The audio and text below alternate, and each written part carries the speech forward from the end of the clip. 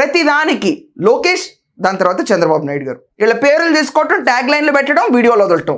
పోనీ మనం సపోర్ట్ చేస్తున్న వల్లభనేని వంశీ కానివ్వండి, పోసాని కృష్ణమురళి కానివ్వండి, విడుదల రజనీ ఇష్యూలో వాళ్ళ బామ్మర్దిని కానివ్వండి, ఇవన్నీ ఇష్యూస్ ఏమైనా సంస్కారవంతమైన వాళ్ళు ఊరికే జైలుకి తీసుకెళ్దాం, సరదాగా తీసుకెళ్ళి కూర్చొని టార్చర్ పెడదాం అనుకుంటున్నారా?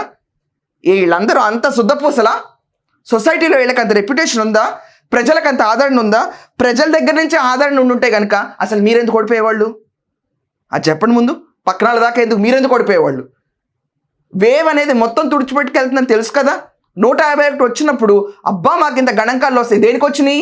మీ యువ నాయకుడు ఓకే హ్యాపీ యువ నాయకుడు జగన్మోహన్ రెడ్డి, నేను ఇంకేంటి ఇంత బాగా చేస్తాను, అంత లేపేస్తాను, అమరావతిని ఇంత కట్టించేస్తాను, అంత వైభవంగా వెళ్ళిపోతుందంటే, ఓహో చంద్రబాబు నాయుడు గారు ఎంత చేశారంటే యువకుడు ఎంత చేస్తాడో అని చెప్పి ఓట్లేశారు. ఏమైంది? పంగనామం పెట్టారు రాష్ట్రానికి.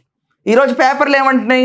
ఆఖరికి తిరుపతిలో కూడా కల్తీ కాదు, బోదు, కుదరదు, లడ్డు ఏమవ్వలేదు అని మీరు ఎన్ని గొల్లుమని పెట్టుకున్నా కూడా సిట్ విచారణలో తేలుతుంది ఇది.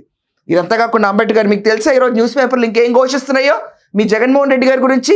రాజ్ కాశ్ రెడ్డి డ్రైవరు వాంగ్మూలం ఇస్తే ఎలక్షన్ ముందు డబ్బులు అతనే తీసుకెళ్లి తాడేపల్లి ప్యాలెస్లో ఇచ్చాడంట. తాడేపల్లి ప్యాలెస్లో ఎవరుంటారండి? జగన్మోహన్ రెడ్డి గారు కాదా? బంట్రోతో ఉంటారు అక్కడ తీసుకోవడానికి డబ్బులు. అంత రిచ్చా వాళ్ళు? ఏం మాట్లాడుతున్నారు ఇదంతా?